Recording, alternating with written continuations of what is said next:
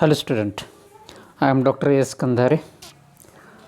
I am presenting here a presentation titled Respiration,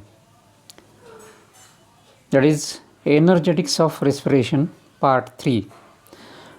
So in this presentation we are going to see how the respiration produces energy and what quantity of energy is produced during respiration.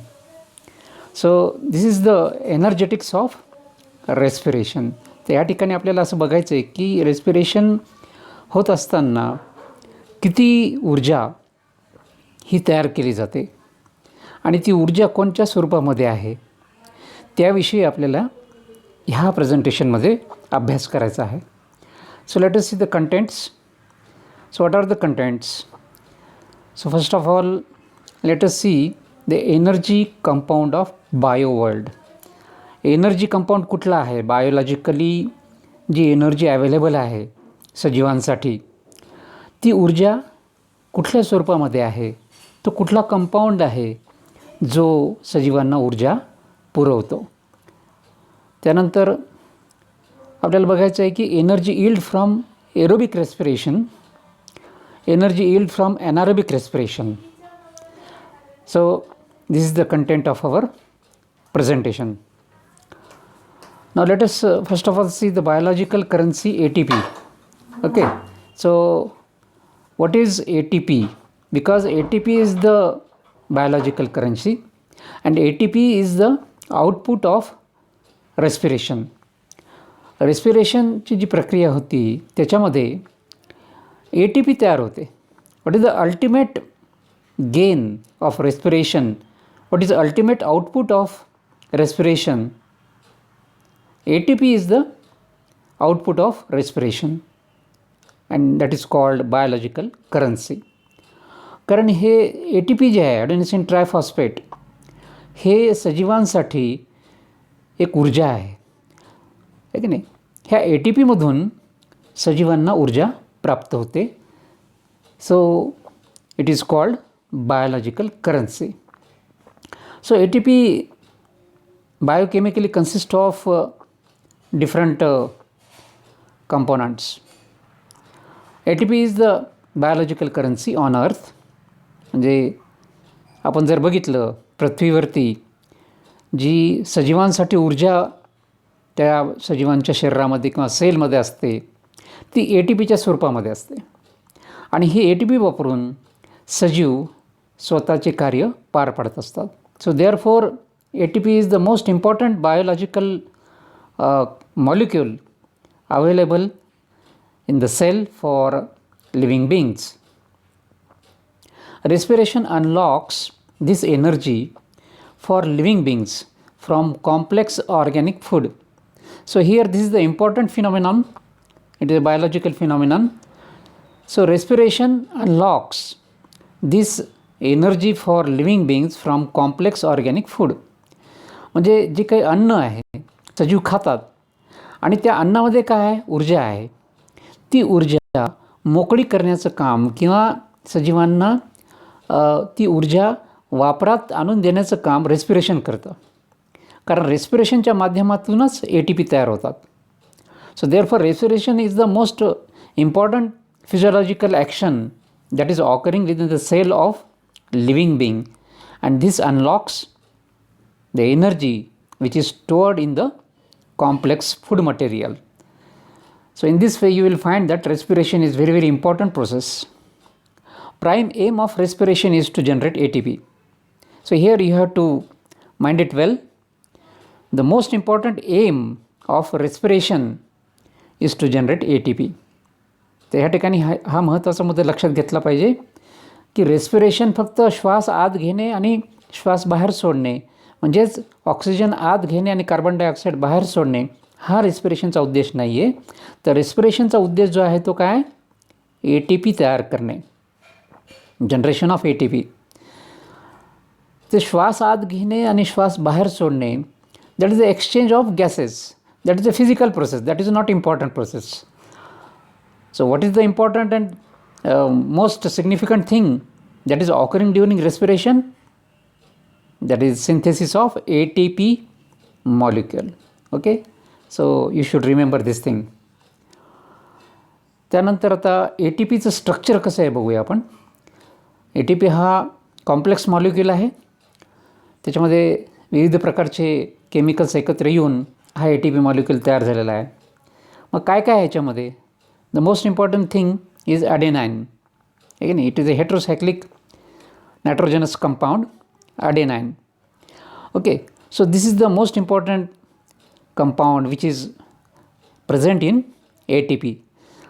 So along with adenine there is pentose sugar, okay, that is called ribose sugar, and this ribose sugar is attached to this adenine. ते ह्या adenine सोबत ही ribose pentose sugar attach झालेली आहे. त्यानंतर हे जे आहे म्हणजे adenine प्लस रायबोज ह्याचं जर कॉम्बिनेशन झाल्यानंतर काय तयार होतं? अडेनोसिन तयार होतं. ठीक आहे. अडेनाइन प्लस रायबोज शुगर टुगेदर कॉन्स्टिट्यूट अडेनोसिन. आहे की नाही? म्हणजे हे कॉम्प्लेक्स कंपाऊंड तयार व्हायला लागले. Okay, adenosine. Then one phosphate is attached here now.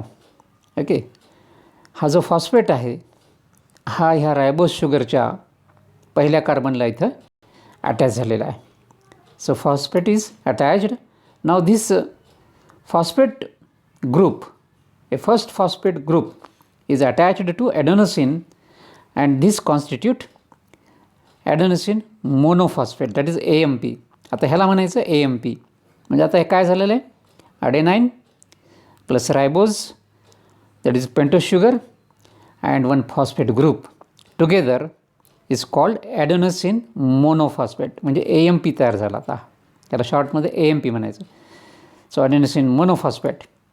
Okay, आता हे ॲडेनोसिन मोनोफॉस्फेट म्हणजे एकच फॉस्फेट आहे म्हणून त्याला म्हटलेलं आहे monophosphate, adenosine monophosphate. Okay, single phosphate ह्याला आहे. पुढे ह्याला दुसरा आणखी एक फॉस्फेट अटॅच झाला आहे की नाही? मग आता ह्याला काय म्हणायचं? ॲडेनोसिन डायफॉस्फेट, ADP. कारण ह्याला दुसरा फॉस्फेट झाला. आता ह्याच्यामध्ये 2 फॉस्फेट असल्यामुळे दिस इज कॉल्ड ॲडेनोसिन डायफॉस्फेट और ADP. Now there is another third phosphate. आहे की नाही? तिसरा फॉस्फेट आला. आहे की नाही? Now this compound is called ॲडेनोसिन triphosphate. आता हे झालं ATP. आहे की नाही? 3 फॉस्फेट अटॅच झाले म्हणून ह्याला म्हणायचं ॲडेनोसिन ट्रायफॉस्फेट, ATP. ओके, आता हा कॉम्प्लेक्स अशा प्रकारचा हा ATP मॉलिक्यूल आहे. आता ह्याच्यामध्ये महत्त्वाचं बघा, ह्या ठिकाणी 2 बॉन्ड वेगळे दाखवलेत बघा लाल रंगामध्ये. आहे की नाही? हे 2 महत्त्वाचे बॉन्ड आहेत. So these bonds are called high energy phosphate bonds and these high energy phosphate bonds can be hydrolysed to release energy. हे हाय एनर्जी बॉन्ड्स वापरले जातात, ब्रेक केले जातात. आणि हे जेव्हा ब्रेक होतात बॉन्ड तर दॅट इज एक्झोथर्मिक रिॲक्शन. आहे की नाही? त्याच्यातून एनर्जी पडते, एनर्जी रिलीजिंग प्रोसेस. तर ह्या ठिकाणी हे एनर्जी ह्या बॉन्डमध्ये जास्त, ह्याच्यामध्ये जास्त एनर्जी, त्याच्यापेक्षा थोडी कमी आणि त्याच्यापेक्षा कमी. म्हणजे हे ह्या बॉन्डमध्ये एनर्जी भरलेली आहे. जेव्हा हे बॉन्ड ब्रेक्स होतील, हायड्रोलाइज होतील, there will be energy for function of the living being. So this is the complex structure of ATP. आता इथं आपण असं म्हटलेलं आहे की breaking of gamma phospho anhydride bond. तर हा गॅमा फॉस्फो अनहायड्राइड बॉन्ड आहे. हा बॉन्ड जेव्हा ब्रेक होतो तेव्हा किती एनर्जी रिलीज होते? 7.3 kilo calorie. This much energy is released when this first bond is broken or hydrolyse. Okay, 7.3 kilo calorie energy. Breaking of beta phospho anhydride bond release 3.5 kilo calorie energy. म्हणजे हा जो bond आहे हा जेव्हा release म्हणजे hydrolyse होईल, break होईल, त्यावेळेस 3.5 किलो कॅलरी एनर्जी रिलीज होईल. आणि breaking of alpha bond release 3.2 kilo calorie energy. म्हणजे हा जो बॉन्ड आहे इथे, हा जेव्हा ब्रेक होईल then 3.2 kilocalorie energy will be released. So this is the energetics of ATP molecule. So in this way we will find that the ATP molecule can generate this much energy, but generally this last bond is generally broken and energy is utilized. काही काही केसमध्ये हा bond break होतो, फार कमी केसमध्ये हा bond break होतो, पण जनरली हा शेवटचा बॉन्ड हा कॉमनली ब्रेक होऊन एनर्जी वापरल्या जाते. So in this way you will find that this ATP molecule is store house of biological energy. ठीक आहे, तर हे ATP मॉलिक्यूल आहे. आता रेस्पिरेशन जे आहे त्यातल्या त्यात एरोबिक रेस्पिरेशन, त्याचं ATP यील्ड किती आहे ते आपण बघणार आहोत. ATP yield during aerobic respiration. So this is the chart showing ATP yield during aerobic respiration. So what is happening, what are the steps that are taking place during aerobic respiration? हे aerobic respiration होत असताना ह्या steps घडून येतात आणि त्याच्यामध्ये हे सगळं प्रोडक्ट्स ह्या ठिकाणी तयार होतात. आता काय दाखवलेलं ह्या ठिकाणी ग्लायकोलायसिसची प्रक्रिया होताना 2 ATP तयार होतात.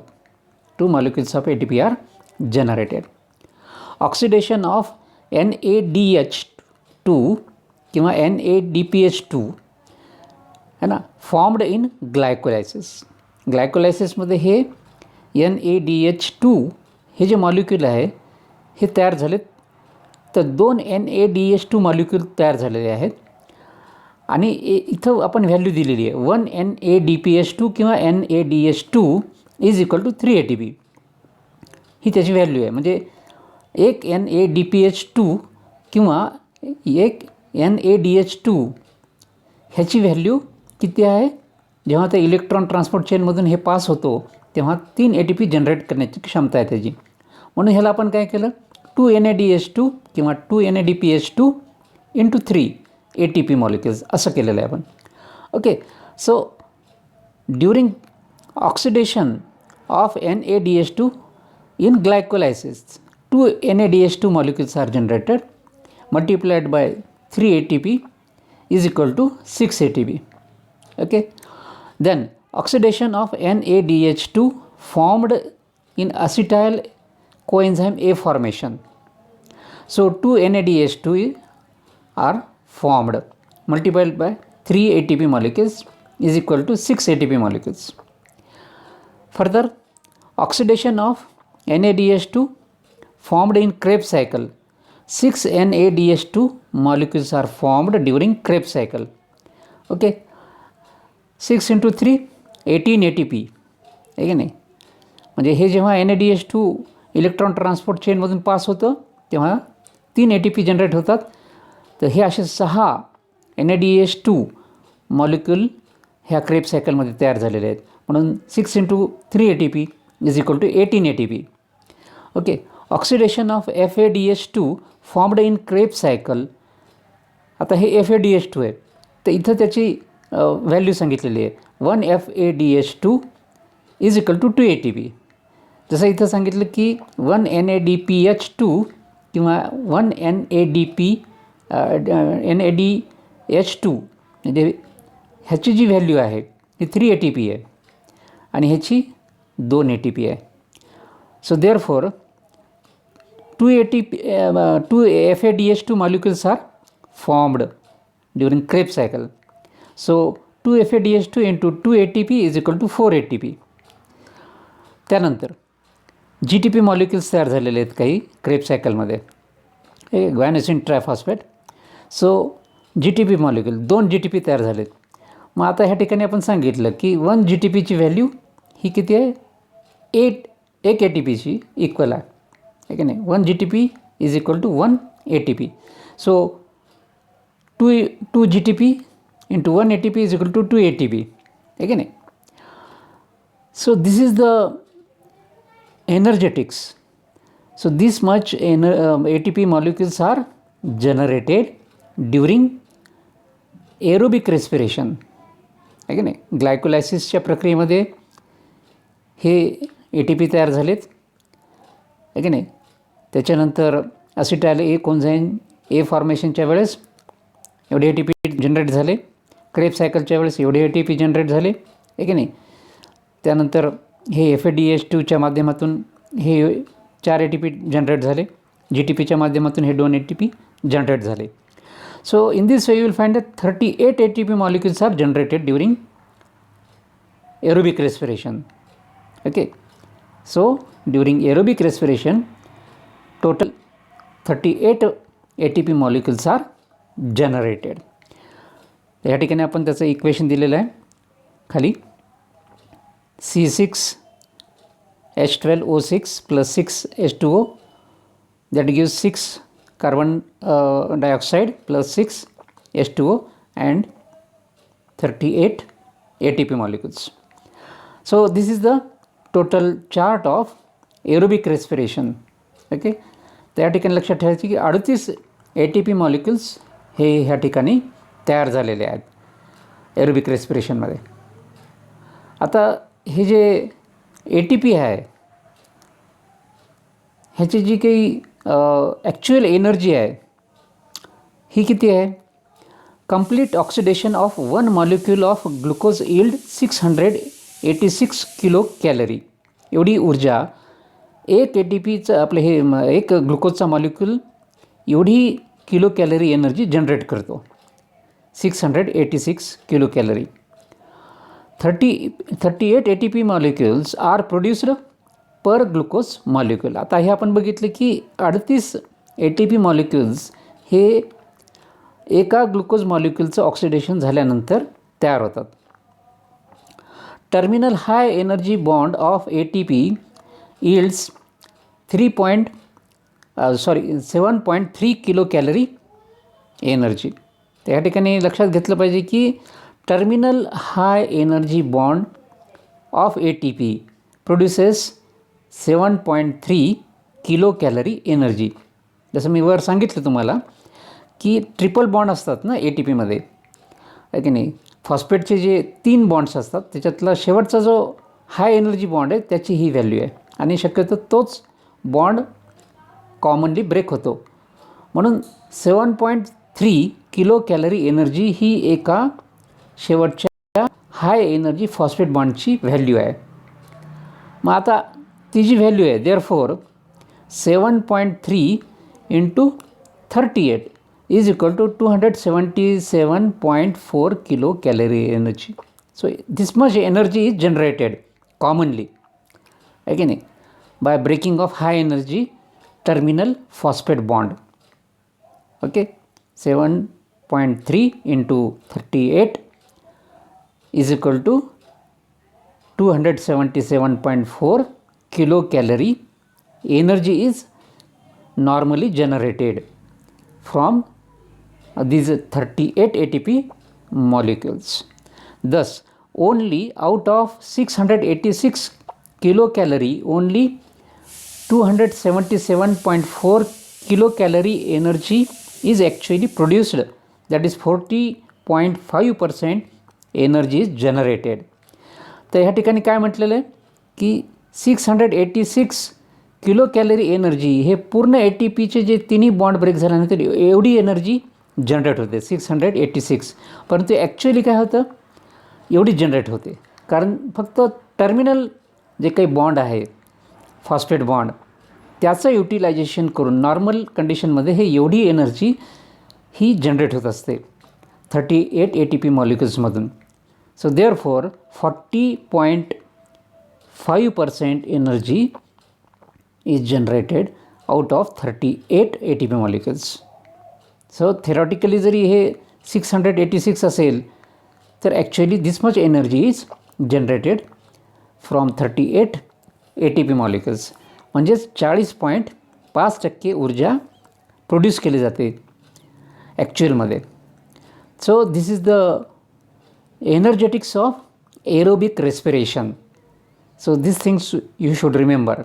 ओके, नॉर्मली शेवटचा जो बॉन्ड असतो हाय एनर्जी बॉन्ड तोच ब्रेक करून ऊर्जा निर्माण केली जाते.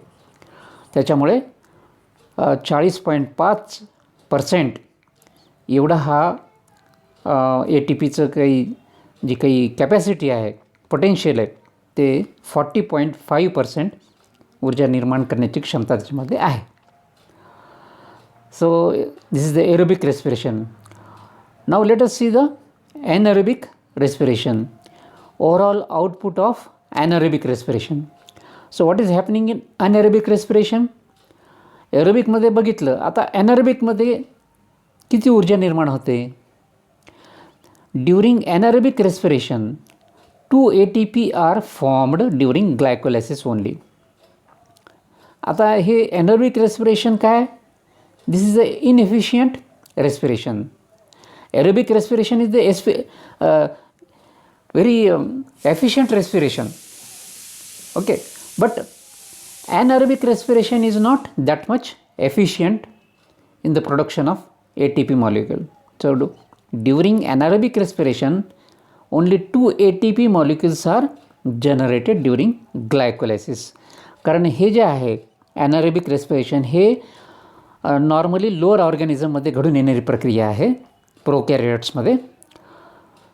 त्याच्यामुळे काय होतं की मॉलिक्युलर ऑक्सिजनच्या अब्सेन्समध्ये अतिशय कमी ऊर्जा त्या ठिकाणी त्या ऑर्गॅनिझममध्ये त्यांच्या सेलमध्ये निर्माण होते. त्यामुळे हे anaerobic respiration is restricted up to lower organism. Okay, so therefore only 2 ATP molecules are generated, that is during glycolysis. पुढे त्याची क्रेब सायकल वगैरे ह्या ठिकाणी होत नाही कारण मायटोकॉन्ड्रिया अब्सेंट असतो. Therefore only 2 ATP molecules are generated during anaerobic respiration. Therefore the energy yield of 2 ATP molecule is equal to 2 into 7.3 kilocalorie, that is equal to 14.6 kilocalorie energy is generated. म्हणजे या ठिकाणी एका ATP मॉलिक्युलची ऊर्जा किती create करण्याची क्षमता आहे? 7.3 kilo calorie. मग दोनची किती? तर दोनची 14.6 kilo calorie. This much energy is generated from this 2 ATP molecules during anaerobic respiration. Thus anaerobic respiration is very less efficient compared to aerobic respiration, where in aerobic respiration 277.4 kilocalorie energy is generated, and in anaerobic respiration only 14.6 kilocalorie energy is generated. So therefore anaerobic respiration is much less efficient kind of respiration. So this is the energetics of aerobic and anaerobic respiration.